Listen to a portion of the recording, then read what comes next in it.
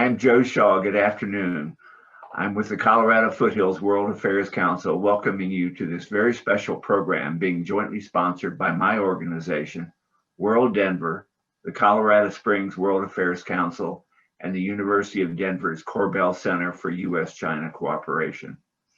Before we start, I hope all of us are unified in deploring the rise of anti-Asian hatred we have all been shocked by recently. It must stop. First, I would like to introduce the Colorado Foothills World Affairs Council President, Deb Pierce, to say a few words. Deb? Thank you, Joe. It is such an honor to be here with this prestigious panel tonight and to welcome our members of the Colorado Foothills World Affairs Council from Evergreen. Thank you for joining us, and it's my pleasure to turn it over to John Krieger from World Denver, who we're so pleased to be in partnership with. Thank you. Thank you, Deb and Joe and Karen. We're also so thankful to be a part of this program and for our partnership with the Colorado Springs World Affairs Council and the Foothills World Affairs Council. We love working together to bring quality programming like this afternoon's program. If you want to learn more about World Denver, we're a nonprofit membership organization that facilitates international exchange and global engagement in the Mile High City, and you can learn more about us at worlddenver.org.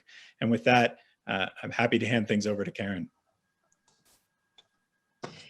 Good afternoon. Welcome to everyone attending today. My name is Karen Burkhart, and I'm the Executive Director of the Colorado Springs World Affairs Council. I join my colleagues in thanking our distinguished visitors, and I'd also like to thank Colorado Foothills World Affairs Council and World Denver for yet another successful program collaboration. And also, finally, thank you to all the members and attendees who have continued to support all of us over the past year. You can learn more about the Colorado Springs World Affairs Council at csworldaffairs.org. Thank you. Thanks, Karen, John, and Deb. I'm sorry to announce that just this morning I was contacted by our plan moderator, Richard Muller, that an urgent family matter required him to go immediately to San Francisco. I imagine right now he'll be boarding a plane at DIA. We will miss him. Richard, who is a member of our council, has had an amazing 37-year diplomatic career. He retired as U.S. Consul General to Hong Kong, serving in the years immediately leading up to Great Britain's handover of Hong Kong to the People's Republic of China. In the mid-70s, Richard was at the U.S. Beijing Embassy as both countries were developing the structure of future U.S. diplomatic relations. We will try to have Richard as a freestanding speaker sometimes in the future.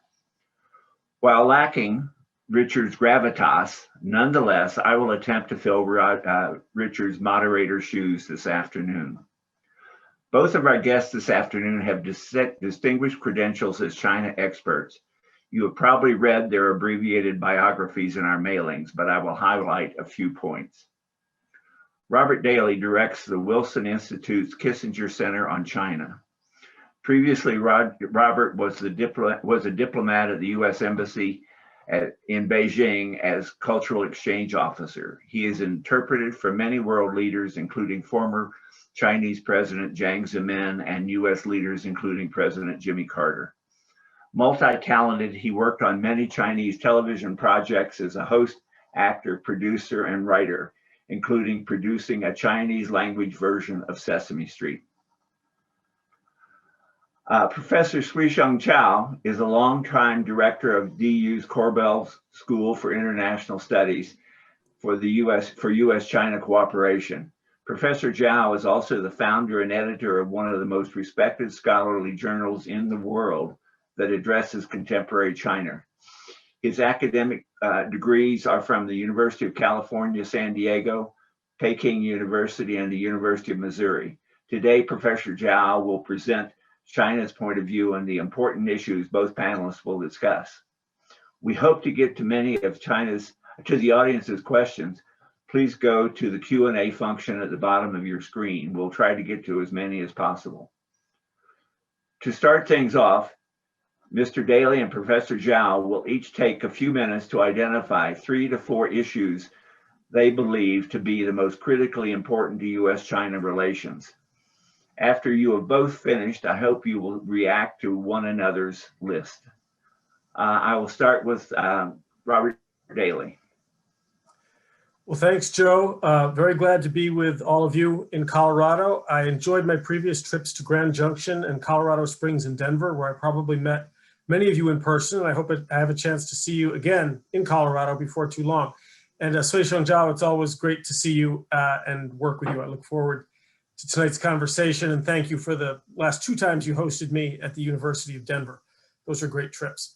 I thought that rather than hit specific issues, because these are on the front pages of the paper and you know about them, I thought I would highlight 4 thoughts that I hope that you take away at the end of tonight's talk instead.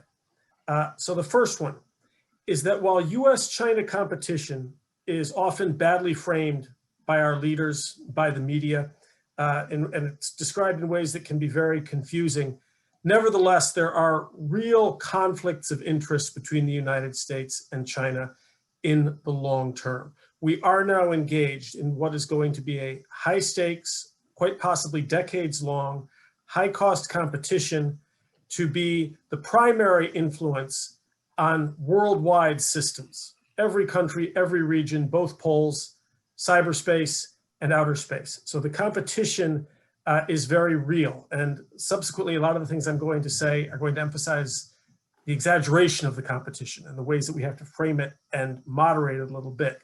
But I want to be clear that this is a transformational development, the rise of China, which is going to reshape and challenge global systems for the rest of yours and probably your children's and grandchildren's lives as well. It's a major change in the world. Number 2 is that while this is a transformational change, we shouldn't overstate it. And I think that it is being badly overstated now, both in the United States and in China. Americans overstate a China threat in part because of our own fear of decline.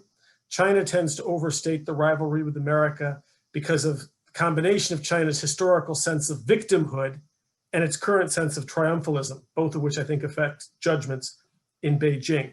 Furthermore, there are domestic forces in both countries that are tending to encourage adversarial relations between the United States and China, in part to distract from the failings of our own governments in both countries. I also want to emphasize, because there are more and more voices in Washington in particular, but also in Beijing, that are pointing us toward conflict, that are talking about a new Cold War. And in Q&A, we can discuss whether that's a good name for this or not. Both the United States and China are very, very constrained in their ability to focus on the other. You're very familiar with the constraints in America. We have an awful lot of major problems on our hands that have nothing to do with China, like reinvesting in infrastructure and research and development and education, and getting an immigration policy that works and getting a workable healthcare system. These are the priorities for most Americans. They're very expensive, and they're going to constrain our ability to compete with China. And China has a corresponding number of constraints based on its domestic situation. So don't let a lot of alarmist prose coming out of Beijing and Washington worry you over much about this competition. To date, this is not an existential threat that we face from China. And you will hear people in the Senate and Congress describing China as an existential threat. That's a phrase that should not be thrown around lightly. China is in some ways a threat, meaning that we need to be vigilant and we need to improve our own game. But if you say something is an existential threat, that's a threat to your existence. It means please pass the ammo and reload. It's not something that we should just throw around to get people's attention.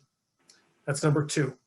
Number 3 is, because we have so many legitimate concerns about China, there are many voices in Washington that are reasoning from all of our concerns about China toward an eventual conflict. When you list all of the many ways that we disagree with Beijing, it's very hard to avoid the conclusion that we may be heading for conflict. I think that's the wrong way to approach foreign policy. We shouldn't start from our fears and concerns and grope our way forward in the case of China.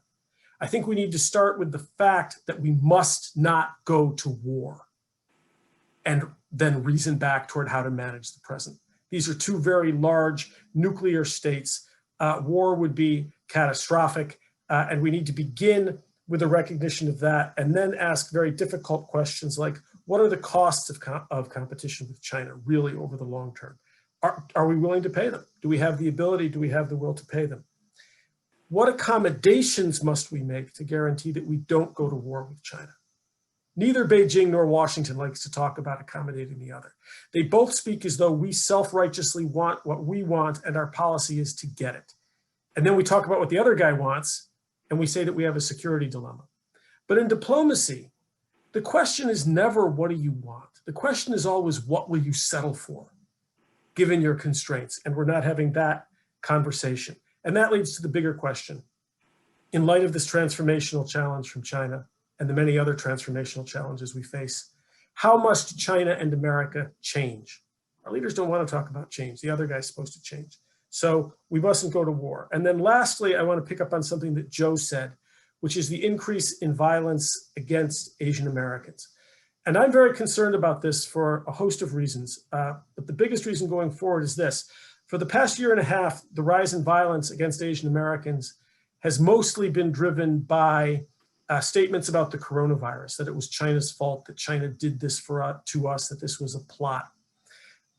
If the coronavirus fades, I'm worried that there's going to be an ongoing stimulus to anti-Asian American racism, and that is the competition between the United States and China, which I've said is high stakes and probably decades long and is very serious and cannot be wished away. So how do we responsibly analyze and describe and prepare for a serious competition with China while not describing the threat in ways that panic people and lead to more violence against America's citizens? That's a really difficult question that I don't think we have an answer for yet, but the danger is real and ongoing.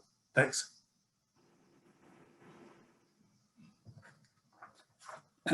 Now, it's always a pleasure to join the World Denver Foothill Welfare Council and the Springs Welfare Council. And I'm the director of China Center, so we are also part of the program. I'm very proud to be part of the program with my good colleague, Robert Daly. I agree with all what he said so far. In fact, I don't think I need to say anything after listening all what he said, but I still want to make several points here to reinforce what he have talked about. Here, first thing I want to say is that the post-Cold War unipolar moment and then the multipolarity have given way to emerging U.S. China, emerging bipolar world driven by the U.S. China competition. In fact, this competition have affected almost every aspect of the global politics and caused a significant global realignment. So from that perspective, what Daly talked about, the real conflicts, interests between these two countries are very true. So scholars have debated what does that mean. Some people have talked about the Cold War, as Robert talked about, starting from Trump declaration of the trade war, technology war, and many other wars, and also including the incitement against the Chinese government, the CCP government. And the Biden administration has not used the term of the Cold War, but has largely continued and getting tough policy and toward China. So this kind of new Cold War, and sometimes even people talk the possibility of the hot war is a very real issue now the scholars are talking about. But some other scholars have taken different approach that the current rivalry between the US and China have not demonstrated those elements of the Cold War, such as the rigid ideological alliances and parity, the military capacity, and separate economic blocks and many other elements. And because of this, what is at stake so high, the Cold War is not what we are experiencing. And these two countries could avoid those conflicts. In fact, in my own view, I think the issue is not if we are in the Cold War or the conflict is inevitable. So what we perceive it. The perceptions, I think, is very important. There's so many misperceptions at this moment, and that would intensify these conflicts. I just want to mention three perceptions here. I think are have played very active roles in these conflicts.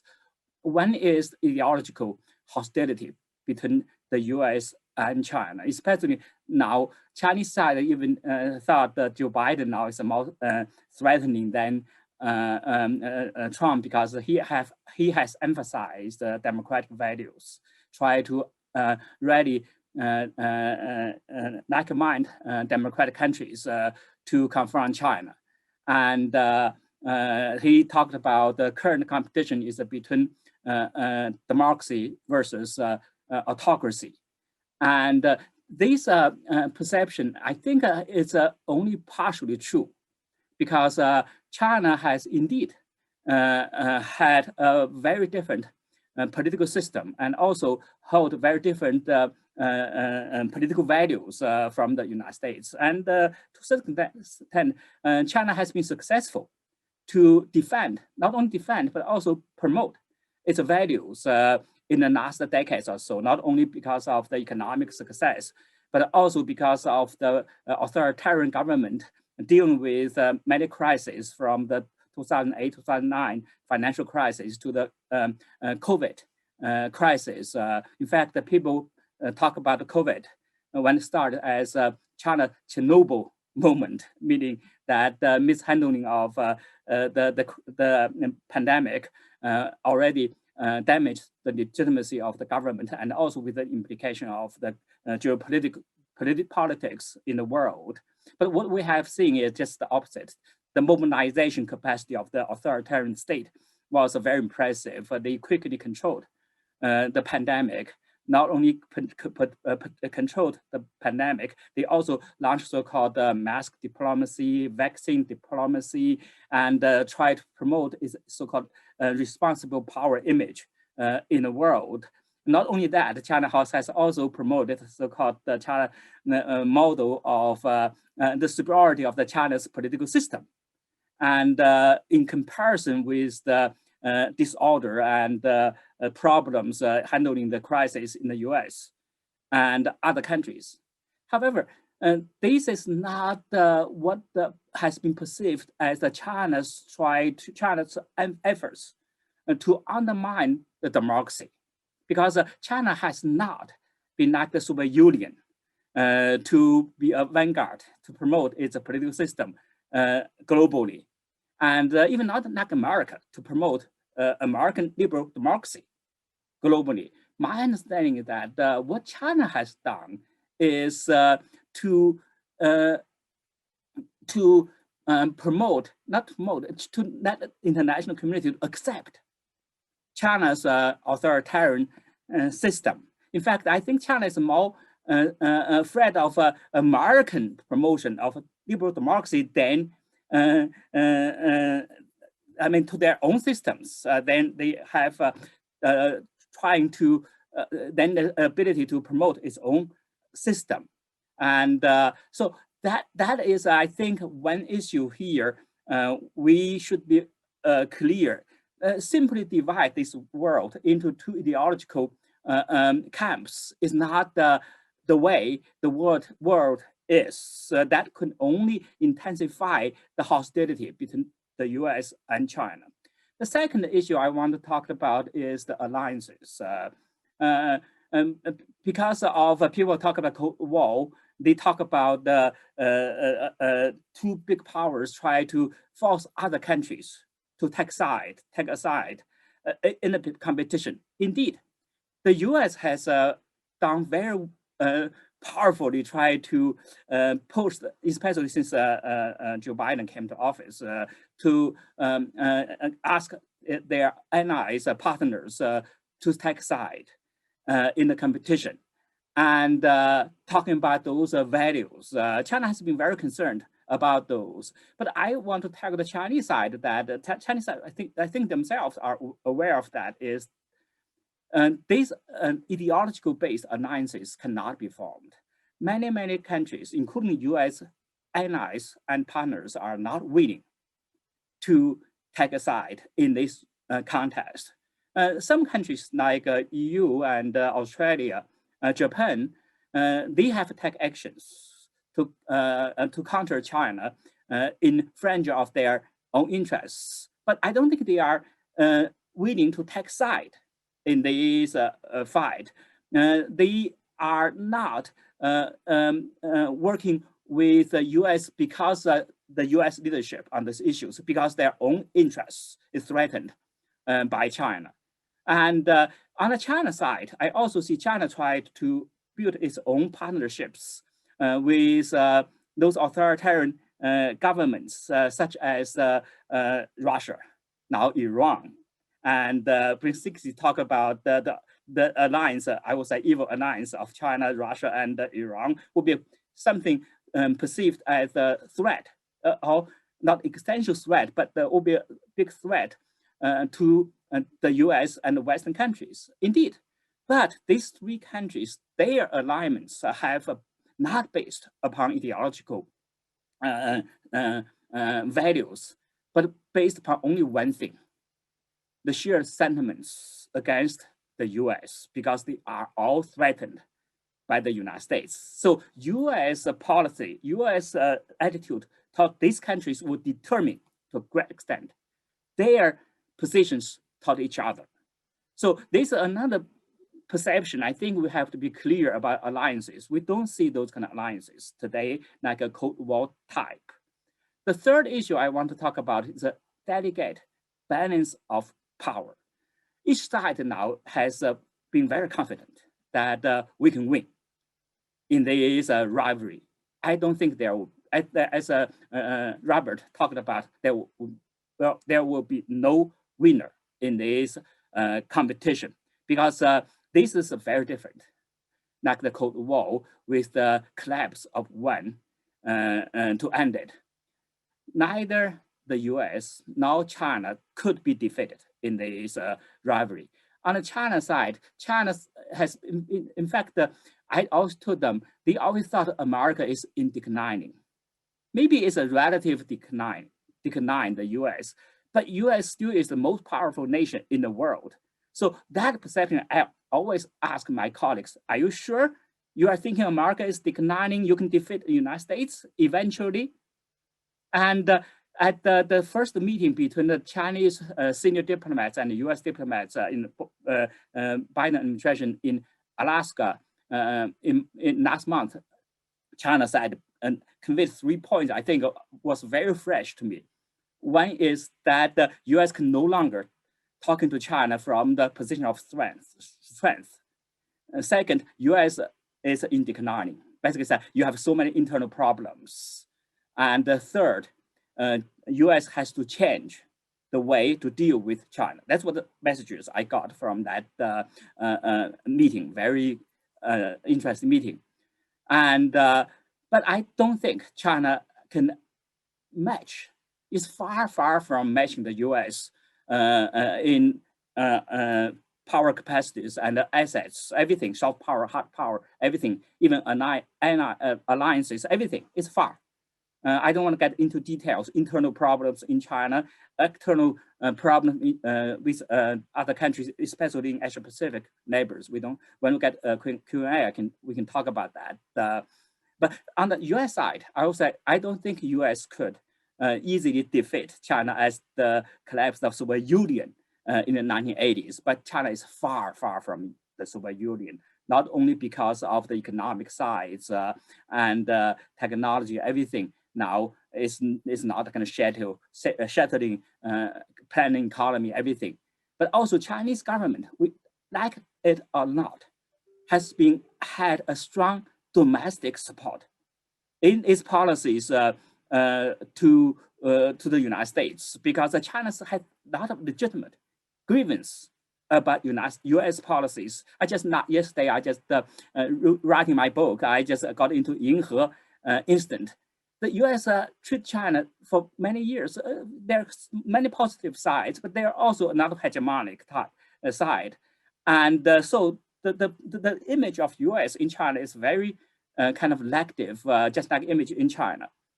And the leadership of Xi Jinping, especially during the COVID, after COVID, has been emerged stronger than ever among Chinese leadership, among Chinese elites. So in that case, I don't think these so-called, will not say Cold War, but bipolar rivalry could be ended with the defeat of one side. So in that case, we really have to find ways to live within this competition. So I'll stop here. Robert, would you like to comment?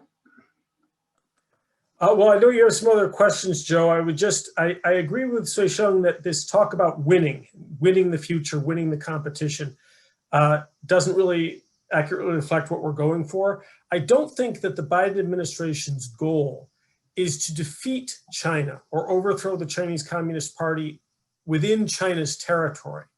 The goal is to restrict China's illiberal influence beyond China's borders, to use alliances and to use other methods to make sure that we don't live in a world that is more amenable to a communist party that is in fact more repressive at home and more aggressive internationally. And while the United States cannot win, I think that's true in a Cold War sense, because so many other nations which really value their economic relations with China do not welcome China's political or strategic influence. And international public opinion polling shows this. You know, the United States under Donald Trump, we bled out soft power all around the world. But interestingly, China was not able to step into that vacuum. If you look at elite opinion and public opinion, even in countries on China's doorstep, countries that have unquestionably gained from trading with China, they're deeply distrustful about Xi Jinping's intentions within the region. So I think that the name of the game in terms of the competition is to limit China's illiberal influence. Not all Chinese influence is illiberal. China's providing more and more public goods beyond China's borders. It's not to try to affect the overthrow of the Communist Party within China. I agree that maybe that's the wrong word, to defeat, to win. But here, at least from what I talk to Chinese colleagues, is that the U.S. has wanted to slow, if not stop, China's rise by using all economic, political, and diplomatic instruments. So that's what these thinks about. And also, of course, I think influence is also a very important aspect. Here, the two issues are, one is, can the U.S. stop China's rise? I don't think U.S. could stop China. I don't know how U.S. could stop China's rise. Xi Jinping now has, I think he's a dictator for sure, but he's a very smart dictator and knows China's situation, how to run this country. He has met a lot of very important proposals, including what now they have so-called dual circulation. And China started economic growth as export net growth and using international market. But now they have they know the international environment has been very severe for them. So they have tried to make use of domestic market to develop indigenous technology. In fact, the 1.4 billion population is a very big market, and a lot of tenants in China. And China has developed to the level that just have to find a breakthrough. And so in that context, China cannot be easily defeated but stopped here. But on the other hand, I think Robert is correct that the influence, China's both soft power and hard power influence has been very limited. We have to, so, and we speak of China's rise, that has at least two different senses. One is within China, the very rapid increase in the material, economic, technological well-being of the Chinese people, better health outcomes, better education outcomes. This is all fantastic for China and potentially fantastic for the world. But then there's the question of whether the world wants to be governed the way that China is governed. There's this question of overseas influence. So when most American politicians or journalists say that China's rise is a threat, what they usually mean is China's reach for global leadership is something that we need to limit. They're not saying that we want to harm Chinese people on Chinese soil. And obviously there is a connection between China's wealth and China's power. That gets a little more complicated. But we need to distinguish between different meanings of China's rise, I think, in this conversation. And I agree with that too. The influence part, I don't think most countries in the world would want to live under China's authoritarian role. And so in that case, talking about China's existential threat to the way of life in the West or in the world, I think is exaggeration, because that's not appeal to many other countries. But on the other hand, I would say that some of the China's demands, for example, in the global order, which has been constructed under U.S. leadership and dominated by the United States. Trump tried to dismantle what the U.S. established global order, which is liberal. And China has a lot of complaints about the U.S.-led liberal order, has insisted on the sovereignty, what I call the statist, state-centered order, giving states a lot of leeways to push back against liberal order, liberal values, which I think has been accepted by a lot of countries in the world, especially because of U.S. failure to promote democracy. In many countries, especially using forces to promote democracy. Now, for example, in the UN Human Rights Council, China has very often put the U.S. at the minority. U.S. dropped 2018, but China has, for example, Hong Kong, Xinjiang, and the Tibet on those issues. In the Human Rights Council, China had a majority to support them. The UK bill was voted only 27 countries. I don't want to say China's action or countries are legitimate, but here is the international community. You see, China's influence on those issues has been very powerful, and we have to be very cautious how to distinguish on these issues with its own domestic aspects. And the U.S. and the international community have to understand how to compete with China on those issues. We've been talking about some of the hopes and fears, with U.S. China relations. Let me have you address something else, maybe more realistically. Would you both speculate on what realistic outcomes we might expect in the next 5 to 10 years? What do you think and what do you hope will be the relationship between China and the U.S. in the coming decade? Suisheng, why don't you go first? Okay, I will say the competition will define the cooperation.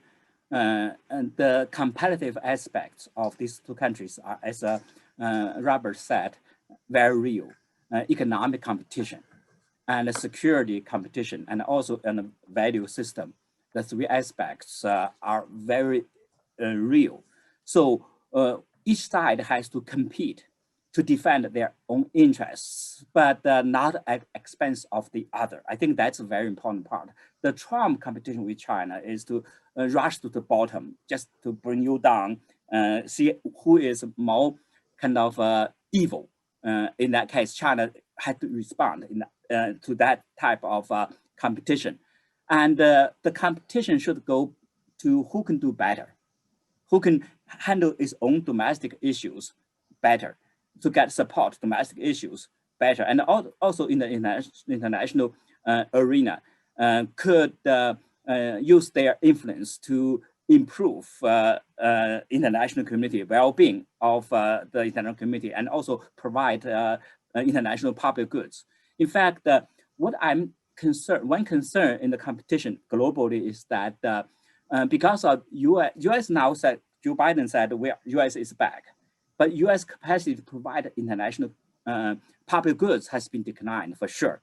And China talked a lot of they are going to provide public goods. China has not stepped in and the vacuum left by United States. So these two countries should compete to see who could provide better values, better economic models, and also better material public goods to the United States community. In the meantime, these two countries, I think we have so many shared interests, not only on the climate change and also the pandemic and weapons of mutual mass destruction and many other issues, just how we can find ways to collaborate on those issues. At this time, I think the problem for these two countries is that we all talk about shared interests, but neither side is willing to step up to emphasize their own responsibility on those shared interests. They also always put fingers on the other side. You have not done enough on those issues. So the leaders, these two countries, have to really try to work on those issues. Final point I want to mention here is the communication. I found the miscommunication and very often cut off the communication during the Trump years is a great threat. Doesn't matter what kind of conflict interest, doesn't matter what kind of issues we have to talk to each other. We have to have a lot of not only communication exchanges. Now I think Joe Biden administration is going to the right direction, but not strong enough. For example, peace call and the exchange of students and many other issues. We can start. We can really try to start. On the China side, I'll tell them the same thing. Try to have a good communication. Try to have a good exchange. These 3 points I want to make. Regarding outcomes, I really don't expect an outcome in 5 to 10 years. You'll notice that at any given moment, we never feel like we're in the midst of an outcome. We always feel like we're in the midst of a muddle. And I think that it's going to be a very long muddle. But your question, where are we trying to get? This is a key question, and this is something that I think is missing from American strategy. We're very clear about the way, the ways in which we're worried about China, but we're not clear on what would be an acceptable state of affairs to us that would make us less worried. This hasn't really been articulated.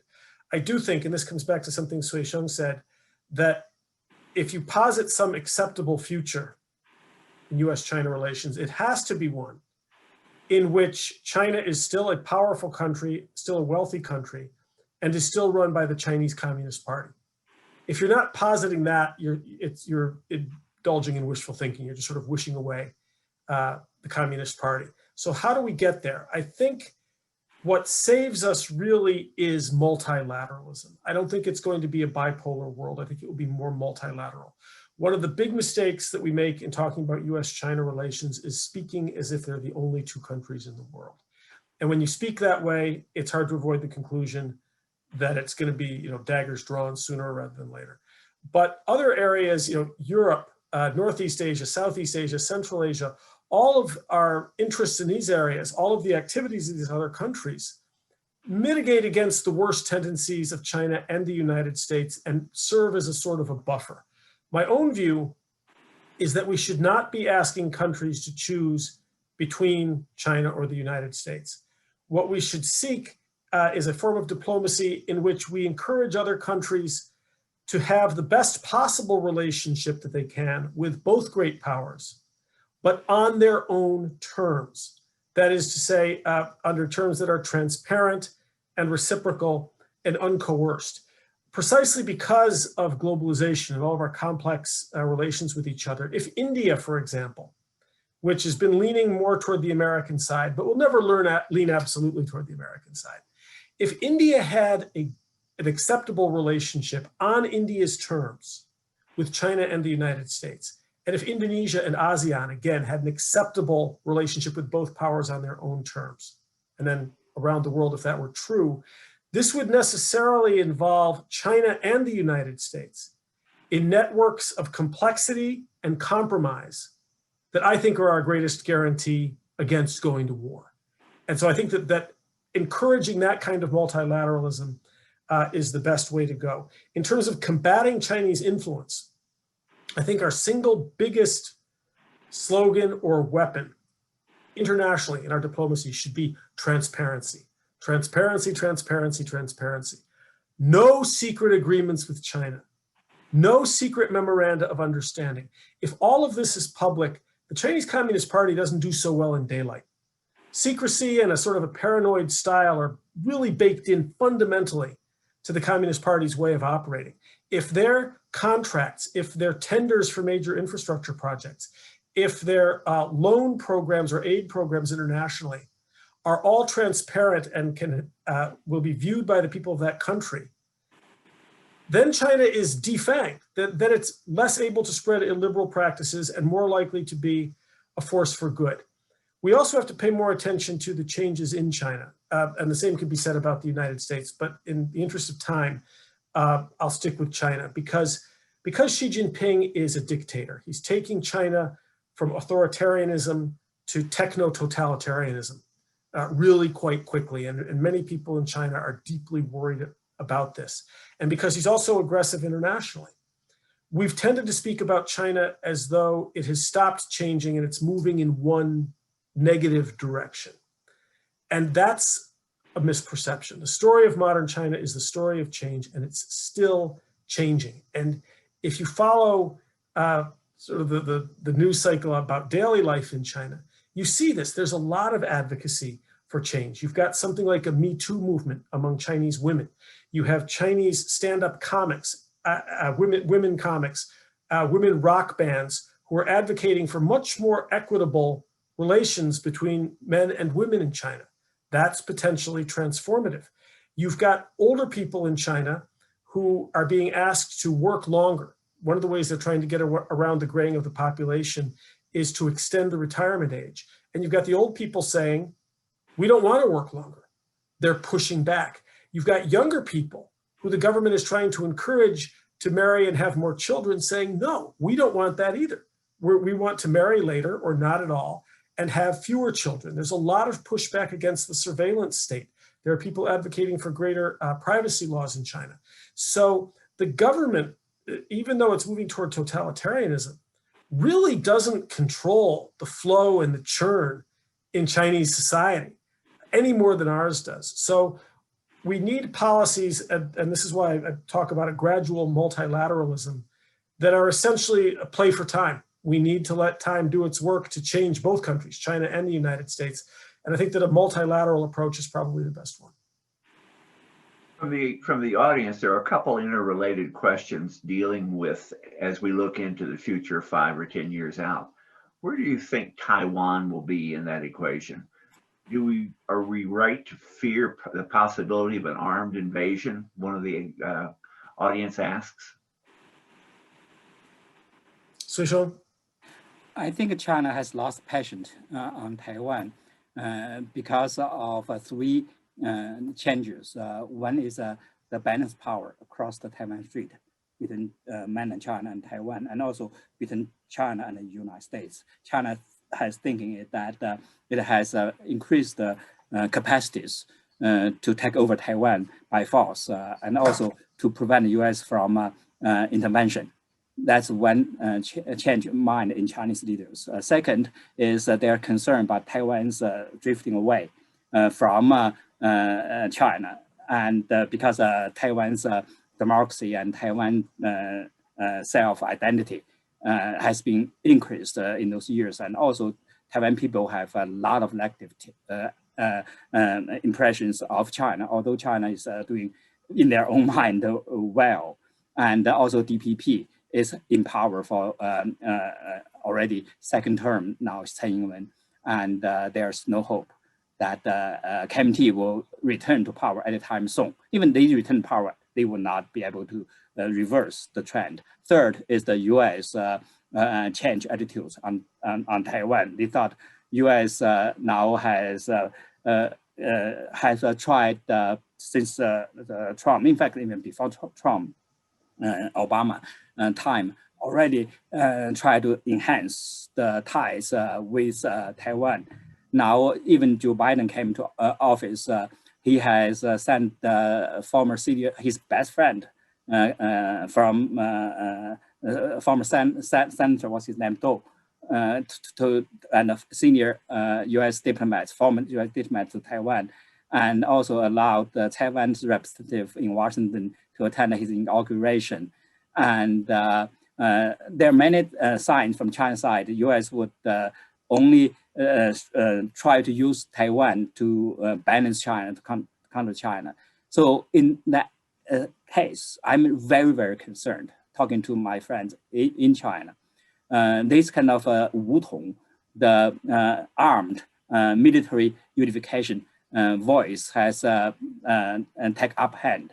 And I don't know when China will take action, but all those signs has been very clear that China has been impatient. And but I don't think that's in China's interest to do that. I try to convince my friends in China, this is totally wrong decision. The cost is not. China cannot take back Taiwan by force, period. Robert, yes, I would just add, I think that was a very good analysis. A fourth factor, which is the political character and ambition of Xi Jinping, who is setting himself up quite clearly as leader for life, who has said in two separate speeches, one, that the rejuvenation of the great Chinese nation must be accomplished by 2049, which is the 100th anniversary of the founding of the People's Republic. He said that in one speech. And separately, he has said that the rejuvenation of the Chinese nation cannot be complete unless Taiwan is reabsorbed. So that sounds like a 1949 deadline to reabsorb, which means invade and occupy and force Taiwan. And 1949 is tomorrow. So Xi Jinping is also part of the problem here. That said, I do think that America could have far more deft diplomacy to reassure China. A colleague of mine at the Wilson Center, Ambassador Stapleton Roy, often points out correctly that relations between Beijing and Taiwan have been best for the people of Taiwan from Taiwan's own point of view when Beijing had the highest degree of confidence in its relations with the United States. In other words, when China isn't too worried about the United States, it tends to be a little bit more open-handed with Taiwan and a little more generous. And we have given China increasing reason not to be confident about its relations with us. And in part, we've had to because of the way that Xi Jinping has been pushing. I think that if we make clear that we're going to deal with Taiwan within the One China framework as we interpret it, and if especially, and here I agree strongly with Suisheng, if we just start talking to China, we can reassure them. Biden now has a date for a summit with Putin. If you can talk to Putin, you can talk to Xi Jinping. And it's time for them to start meeting in person. Don't expect a great outcome the first time, but the very process of talking tends to enable the bureaucracies, get the bureaucracies to pay attention to these issues, to talk with each other more. It puts the brakes on escalating rhetoric that we've seen in both countries.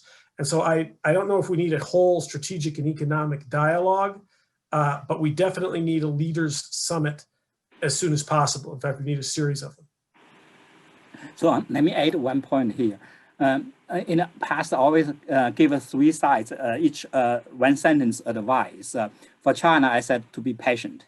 For Taiwan, not to have a surprise. For the US, stay on course. So that's what the three sentences I want to have given to the three sides. I think that still is the case. But on the US side, stay on course. I'm a little bit uncertain at this time. In fact, I just had a dialogue with Taiwan side and also the Chinese side.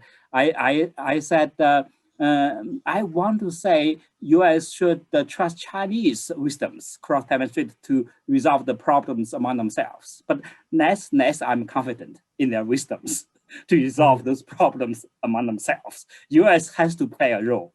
a positive role. I don't know how now at this time. But bottom line is that mishandling of the Taiwan question is the most likely cause for direct conflict between the United States and China.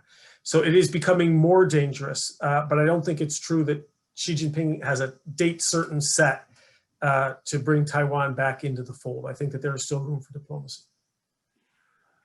Another real hot button issue that's out there, and it's in our questions too, is the whole issue. China internationally seems to have a big black eye for their treatment of the Uyghurs in Xinjiang.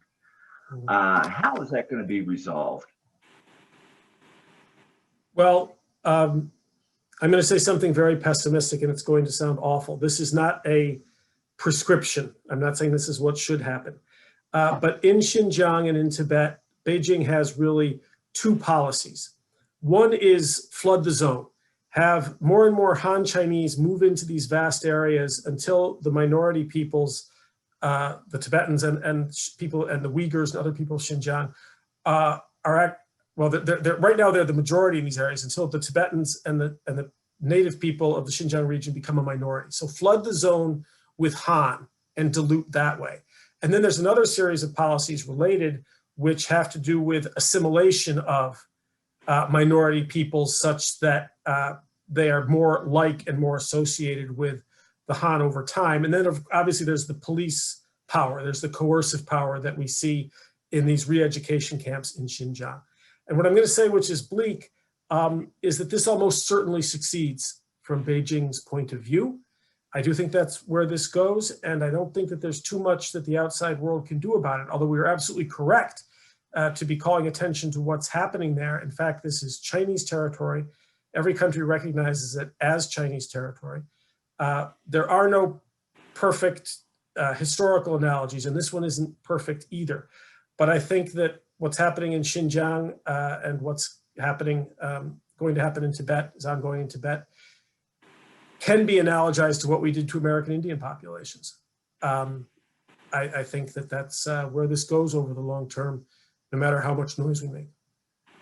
I agree with what Robert said. An international community could only put some pressures on China on these issues, but have to be very cautious and also to be precise. There, among many people in China, they really thought the U.S. is using this issue to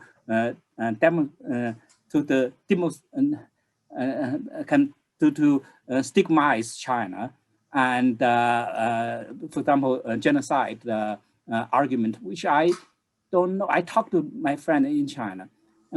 I don't know if that's what's happening in China. There are camps, labor camps.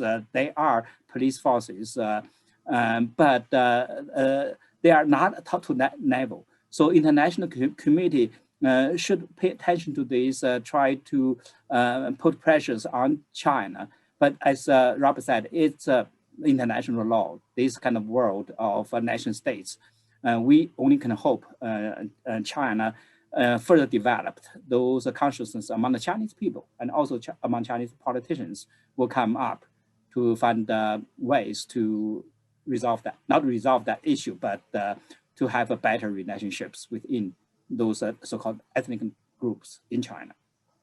The statute, the United Nations statute that defines genocide is extremely vague. I recommend that people who are interested in this question read it. It's very short, and it includes a couple of different actions, some of which China is clearly involved in Xinjiang. But the key phrase is it says it's an attempt to destroy in whole or in part. And destroy here doesn't just mean kill. There's a number of other different definitions that are in play here. To destroy in whole or in part a racial, ethnic, or religious group as such. So the question is, what does as such mean? And when you say as whole or in part, well, how small a part counts? It's not clear. I think there's a clear reading of the genocide statute that enables us to say, yes, this is genocide. And then people who want to say, well, the statute was written as a response to the Holocaust, they tend to say this is clearly not like the Holocaust, so that it's not genocide. But the statute is written, I think, permits both interpretations. It's not a slam dunk either way. Another question, and the time is, we maybe can go over a little bit, but in international relations, indeed, in any kind of relations, you're always looking at a way to take an advantage, a spot to take advantage of in the relationship. What is the weak spot that China is looking at the U.S., and what is the U.S. looking as a weak spot in China that they can maximize for their own benefit? Let me talk China side, then Robert can talk American side. I think China think time is on China side. Yeah. China is rising, and China is going to overtake United States eventually. Although per capita GDP will be still far behind. China has 1.4 billion population. Now it's about 10% or 15%. Even 1/3 of the US GDP, China will be much bigger size of economy over United States. So if China could sustain the current competition and let US to decline, that's what I think. US internal problems would work out. Then China would be able to, I will not say win, when I use this term, but China will not lose in the competition. Yeah, I think that's absolutely right. From the Chinese point of view, 9/11 and the failure of the forever wars, put the lie to America's military might. 2008 and the financial crisis put the lie to the notion that America had the best economic and financial models.